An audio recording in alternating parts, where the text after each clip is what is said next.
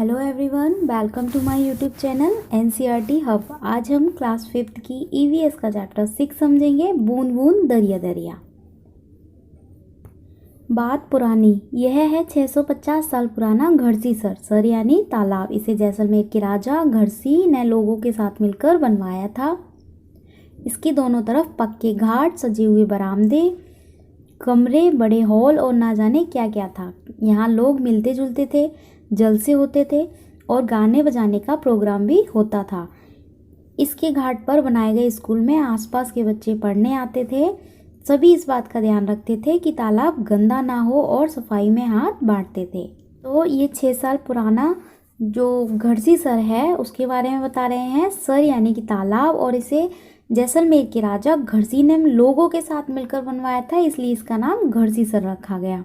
इसके जो दोनों तरफ पक्के घाट बनाए गए थे, बरामदे को सजाया गया था और कमरे थे, बड़े बड़े हॉल थे और भी ना जाने क्या क्या, यानी कि बहुत कुछ था। यहाँ लोग आपस में मिलते जुलते थे, जलसे होते थे, यानी कि एकदम त्योहार की तरह और मेलों की तरह। गाने बजाने का प्रोग्राम भी होता था और घाट पर जो स्कूल बनाए गए थे उनमें आसपास के बच्चे पढ़ने आते थे और सभी इस बात का ध्यान रखते थे कि तालाब गंदा ना हो और सभी सफाई में हाथ बटाते थे, यानी कि सभी सफाई का काम करते थे। उस घाट को गंदा नहीं होने देते थे, प्रयास करते थे कि वो घाट साफ बना रहे। मीलों तक फैले इस घड़सी सर में बारिश का पानी इकट्ठा होता था। तालाब इस तरह से बनाया गया था कि जब वह पानी से भर जाता तब बाकी पानी बहकर नीचे बने हुए तालाब में चला जाता था। जब वह भी लबालब भर जाता तो पानी तीसरे तालाब में चला जाता। इस तरह 9 तालाब एक दूसरे से आपस में जुड़े थे। पूरे साल पानी की कोई परेशानी नहीं होती थी। जो घड़सी सर था वो मीलों तक फैला, यानी कि बहुत बड़ा था और उसमें एक विशेषता ये थी कि वहाँ पर बारिश का पानी इकट्ठा होता था। उस तालाब में बारिश का पानी इकट्ठा किया जाता था और तालाब को इस तरीके से बनाया गया था जैसे कि यहाँ पर ऐसे तालाब बनाए गए हैं।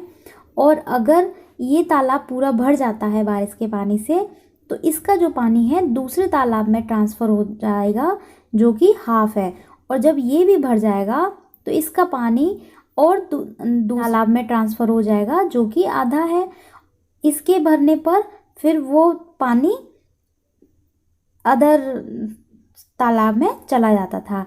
ऐसे ही करके 9 तालाब एक दूसरे से आपस में जुड़े थे, जिससे कि एक तालाब भरने पे दूसरे तालाब में पानी ट्रांसफ़र होता जाता था, जिससे कि बारिश के पानी से सभी तालाब फुल हो जाते थे। और जो बारिश के दिनों में जो बारिश का पानी कभी भी वेस्ट नहीं होने दिया जाता था और इस तरीके से पूरे साल पानी की कोई दिक्कत नहीं होती थी। पूरे साल के लिए पानी को रिजर्व करके रख लिया जाता था, पानी का वेस्ट भी नहीं होता था। पर आज घड़सी सर जैसे उजड़ सा गया है। 9 तालाबों पर आज घड़सी सर जैसे उजड़ सा गया है। 9 तालाबों के रास्ते में मकान और कॉलोनियां बन गई हैं। यहाँ इकट्ठा होने वाला पानी अब तालाब की तरफ ना जाकर बेकार बह जाता है। पर घड़सी सर जो है अब उजड़ सा गया है, यानी कि वो अब सूखा हो गया है। 9 तालाब जो थे जो एक के बाद एक भरने पर दूसरे तालाब में पानी ट्रांसफ़र हो जाता था, अब उनके बीच में क्या है, मकान और कॉलोनियाँ बन गई हैं। जैसे कि ये 2 तालाब हैं तो इनके बीच में क्या मकान और कॉलोनियाँ बन गई हैं, जिससे कि अब एक तालाब का पानी दूसरे तालाब में ट्रांसफ़र ना होकर ऐसे ही नालियों में या वेस्ट हो जाता है, पानी को सेव नहीं किया जाता। अल बिरूनी की नज़र से 1000 से भी ज़्यादा साल पहले एक यात्री भारत आए। इनका नाम था अल बिरूनी। अल बिरूनी जिस देश से आए थे उसे आजकल उज़्बेकिस्तान कहते हैं। अल बिरूनी ने बहुत ही बारीकी से चीज़ों और जगह को देखा था और उनके बारे में लिखा, ख़ासतौर से वे जो उन्हें अपने देश से अलग लगी। चलो देखें कि अल बिरूनी उस समय के तालाबों के बारे में क्या लिखते हैं। तो आज से 1000 से भी ज़्यादा साल पहले एक यात्री था जो भारत में आया था और उसका नाम था अल बिरूनी, और ये जिस देश से आया उस देश को आजकल उज़्बेकिस्तान के नाम से जाना जाता है। अल बिरूनी ने बहुत ही बारीकी से, यानी कि बहुत ही अच्छे तरीके से, बहुत ही बारीकी से चीज़ों को और जगह को देखा और उनके बारे में लिखा। खासतौर से वे चीज़ें और उन जगहों के बारे में उन्होंने लिखा जो उन्हें अपने देश से बहुत अलग लगी। आइए जानते हैं कि अल्बेरुनी ने उस समय के तालाबों के बारे में क्या लिखा है। यहाँ के लोग तालाब बनाने में तो माहिर हैं, अगर हमारे देश के लोग इन्हें देखेंगे तो हैरान रह जाएंगे। बहुत बड़े बड़े भारी पत्थरों को लोहे के कुंडों और सरियों से जोड़कर तालाब के चारों तरफ चबूतरे बनाए जाते हैं। इन चबूतरों के बीच में ऊपर से नीचे जाती हुई सीढ़ियों की लंबी कतारें होती हैं। लोगों के उतरने चढ़ने के रास्ते अलग अलग होते हैं। यहाँ कभी भीड़ लगने से परेशानी नहीं होती है। तो अल्बेरुनी लिखते हैं कि यहाँ के लोग यानी कि भारत के लोग हैं वो तालाब बनाने में बहुत माहिर हैं। अगर इन तालाबों को उनके देश के लोग यानी कि उज्बेकिस्तान के लोग इन तालाबों को देख लेंगे तो वो हैरान रह जाएंगे, सरप्राइज हो जाएंगे। बहुत बड़े बड़े भारी पत्थरों को लोहे के कुंडों और सरियों से जोड़कर तालाब के जो भी चारों तरफ है वो चबूतरे बनाए जाते हैं। और इन चबूतरों के बीच में, जैसे कि ये चबूतरा है, और इन चबूतरों के बीच में ऊपर से नीचे जाती हुई सीढ़ियाँ बनाई जाती हैं। सीढ़ियों की जो लंबी लंबी कतारें बनाई जाती हैं और लोगों के चढ़ने और उतरने के रास्ते अलग अलग होते हैं। जैसे कि इससे जो है लोग चढ़ेंगे या तालाबों में अंदर जाएंगे और फिर यहाँ से बाहर जाएंगे। इससे क्या होता है, अगर अलग अलग रास्ते होंगे तो लोगों की चाहे भीड़ हो लेकिन वहाँ उससे परेशानी नहीं होगी। वही कि वहाँ पर कभी भीड़ लगने पर भी परेशानी नहीं होती, क्योंकि एक तरफ से लोग चढ़ रहे हैं और एक तरफ से उतर रहे हैं। और आजकल जो भी लोग अल्बेरुनी की किताबें पढ़ते हैं तो वो उस ज़माने के बारे में बहुत कुछ जान लेते हैं, बहुत कुछ पता चलता है उस ज़माने के बारे में अल्बेरुनी की किताब से। देखें और पता करें। अपने स्कूल के आसपास के इलाकों को देखें, क्या वहाँ कच्चा मैदान, पक्की सीमेंट से बनी सड़कें, नालियाँ आदि हैं? इलाका किस तरह का है, जैसे ढलान वाला, पथरीला या किसी तरह का? तुम्हें क्या लगता है बारिश का पानी बहकर कहाँ कहाँ जाता है होगा? जैसे ज़मीन में, नालियों में, पाइपों में और गड्ढों में। तो बच्चे बता सकते हैं कि उनके जो स्कूल के आसपास का एरिया है वो कैसा है। ज़्यादातर यहाँ पे जो मैदान है यानी कि वो समतल है और पक्की सीमेंट से बनी सड़कें हैं। और जो बारिश का पानी है वो इधर उधर बहकर या कभी सड़कों पर जमा हो जाता है या फिर कभी नालियों में वेस्ट हो जाता है, नालियों में बह जाता है। कभी भी उसका यूज़ अच्छे से नहीं होता है। बूंद बूंद की कीमत। राजस्थान में जैसलमेर के अलावा बहुत से इलाके ऐसे हैं जहां साल में बहुत ही कम दिन बारिश होती है। यहाँ की नदियों में भी साल में कई महीने पानी नहीं रहता।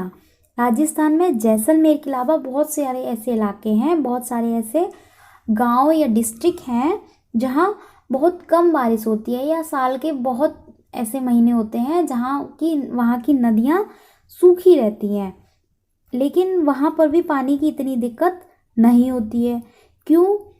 क्योंकि वहाँ के लोग एक एक बूंद की कीमत जानते हैं, पानी को इकट्ठा करते हैं। जो बारिश पड़ती है उस पानी को लोग इकट्ठा करते हैं, तालाब और जोहड़ बनवाए जाते हैं। तालाब तो जो नेचुरली तालाब बने होते हैं वो, जोहड़ जो मानव द्वारा यानी कि कृत्रिम तालाब जो होते हैं मानव द्वारा बनाए जाते हैं उनको जोहड़ कहते हैं। और ये एक सांझी ज़रूरत थी, ये सबकी ज़रूरत होती है, पानी की ज़रूरत सबको होती है, इसलिए तो इसका इंतज़ाम करने के लिए सभी जुड़ते हैं, चाहे वो किसी भी वर्ग के लोग हों, चाहे व्यापारी हो या मजदूर हो। तालाब में से कुछ पानी ज़मीन सोख लेती है और इस तरह ज़मीन से आसपास के कुओं और बावड़ियों में भी पानी पहुंच जाता है। आसपास की ज़मीन भी नम और उपजाऊ हो जाती है। तालाब या जोहड़ में पानी को सुरक्षित रखा जाएगा तो कुछ जो पानी होता है उसमें से वो ज़मीन सोख लेती है, ज़मीन में से धीरे धीरे पानी रिस रिस कर और अंदर चला जाता है, जिससे कि वो पानी इकट्ठा होकर आसपास के कुओं और बावड़ियों में चला जाता है। अब कुएं, वेल और बावड़ियाँ स्टेप वेल जो होता है तो उनमें पहुंच जाता है और आसपास की जो ज़मीन होती है वो भी नम हो जाती है और उपजाऊ हो जाती है। घर घर में भी बारिश का पानी इकट्ठा करने का इंतजाम होता था। सामने दिए गए चित्र में निशान लगाओ कि छत पर बरसने वाला पानी ज़मीन के नीचे बने टैंक में कैसे पहुंचेगा। तो तालाब और जोहर तो बनवाए जाते थे बारिश का पानी रिजर्व करने के लिए या इकट्ठा करने के लिए या सेव करने के लिए, लेकिन घर घर में भी बारिश का पानी इकट्ठा करने का इंतजाम किया जाता था। जैसे कि यहाँ पे एक पिक्चर दिखाई गई है, ये छत है, यहाँ पे बारिश का पानी पड़ेगा तो पूरे छत से पानी होकर इस पाइप के द्वारा यहाँ पे ये नीचे जो पक्का एक टैंक बनवाया जाता है उसमें इकट्ठा होता रहता है और उसमें से घर के कामों के लिए ये बाल्टी द्वारा पानी यूज़ किया जा सकता है। तो ऐसे बारिश के पानी को इकट्ठा करके यूज़ में लाया जाता है। तुमने क्या कभी बावड़ी देखी है? इस चित्र को देखकर क्या तुम अंदाज़ा लगा पा रहे हो कि ये सीढ़ियाँ ज़मीन के नीचे कई मंजिल तक जा रही हैं। पानी ऊपर से खींचने की बजाय लोग खुद पानी तक पहुँच सकते थे, इसलिए कुछ लोग इसे सीढ़ीदार कुआं भी कहते हैं। तो ये एक बावड़ी है जो बताया था, स्टेप वेल। अब क्या होता है कि पानी को कुएं में, तो जैसे ये कुआं होता है तो ये कुएं में से पानी बाल्टी द्वारा निकाला जाता है बाहर या पानी को खींचा जाता है बाल्टी के माध्यम से। जबकि स्टेप वेल में पानी तो यहाँ होता है और स्टेप्स यानी कि सीढ़ियों के द्वारा पानी तक पहुँचा जाता है, फिर पानी का यूज़ करके बाहर निकला जा सकता है, इसलिए लोग इसे सीढ़ीदार कुआं भी कहते हैं।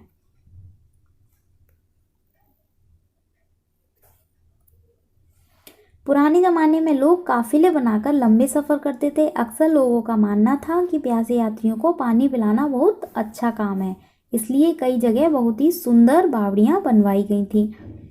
तो पुराने ज़माने में जब यातायात के साधनों का इतना विकास नहीं हुआ था, जब इतने यातायात के साधन नहीं थे, तब लोग अगर दूर दूर तक यात्रा करनी होती थी उनको, तो काफिले बनाकर यानी कि झुंड बनाकर चलते थे।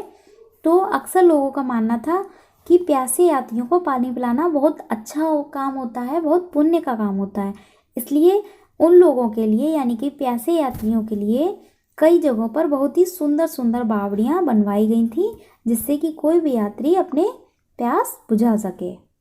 पानी से जुड़े रिवाज आज भी कहीं कहीं कई सौ साल पुराने पानी के स्रोत हैं, जैसे बावड़ी, तालाब, नौला, धारा आदि, जिनसे लोगों की पानी की ज़रूरतें पूरी होती हैं। उत्तराखंड के ये फ़ोटो देखो, पानी से जुड़े हैं कई रिवाज, त्यौहार और जश्न। कई जगह तो आज भी बारिश से तालाब भरने की खुशी में आसपास मेले का माहौल हो जाता है। तो पानी से जुड़े रिवाजों के बारे में बता रहे हैं, जैसे कि आज भी कहीं कहीं कई सौ साल पुराने पानी के सोर्सेज हैं, जैसे कि बावड़ी, तालाब, नौला, धारा आदि, जिनसे लोगों के पानी की ज़रूरतें पूरी होती हैं या वो उनके पानी का यूज़ करते हैं। पानी से जुड़े कई रिवाज, त्यौहार और जश्न होते हैं और कई जगह आज भी क्या है, बारिश से जब बारिश के पानी से तालाब भर जाते हैं तो उसके आसपास का माहौल खुशी का हो जाता है, मेले का माहौल हो जाता है। और ये एक पिक्चर दिखाई गई है, उत्तराखंड की एक दुल्हन है जो अपने शादी के बाद अपने नए गांव में आई है, तब वह झरने या तालाब में आकर पानी की पूजा कर रही है।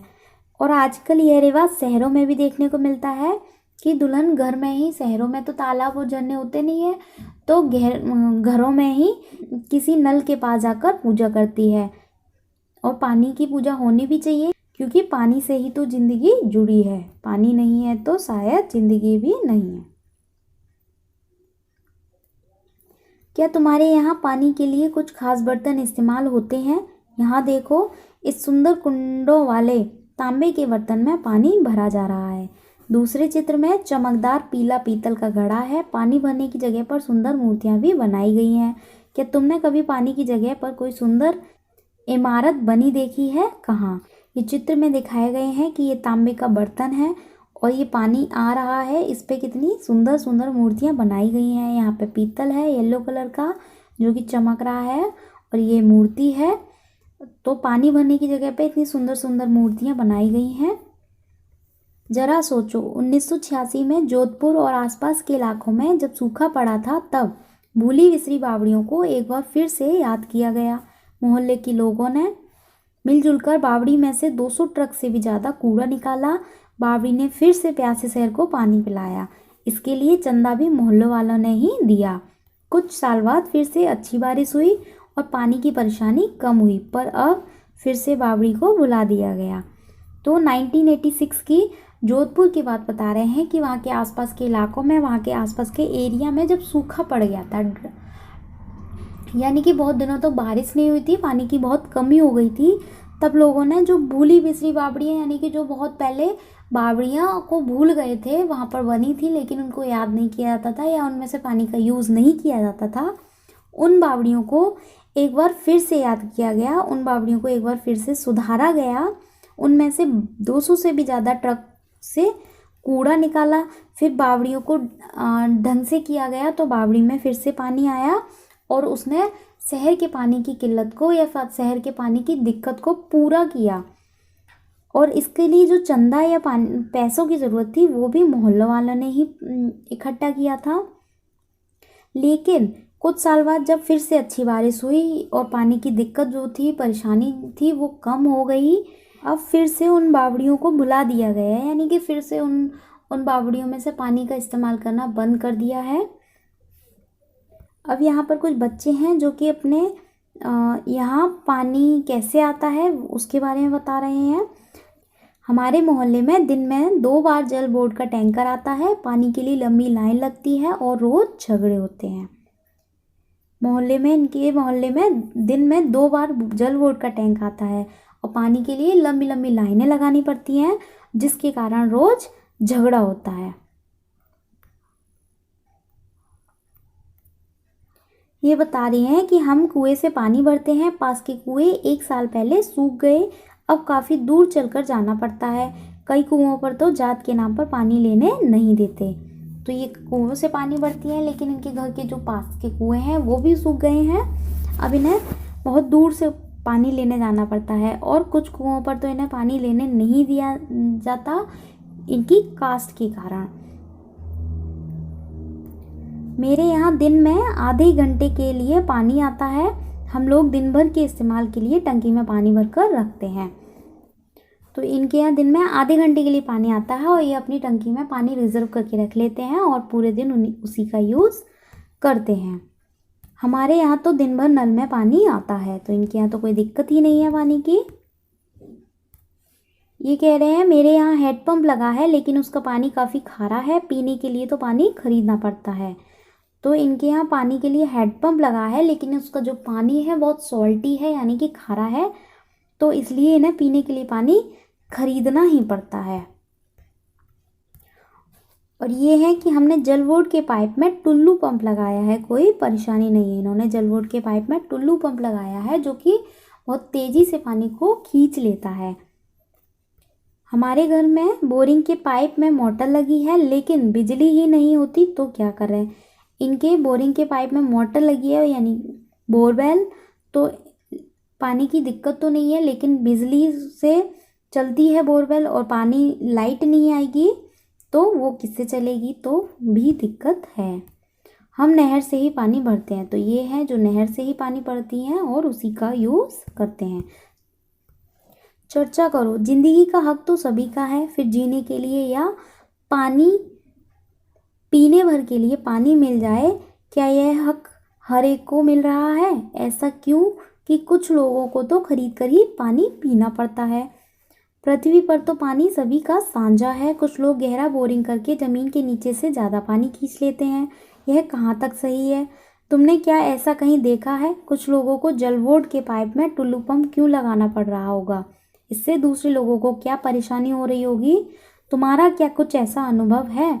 तो यहाँ पे दिया गया है कि जो ज़िंदगी का हक है वो सभी का है और ज़िंदगी के लिए पानी बहुत ज़रूरी है।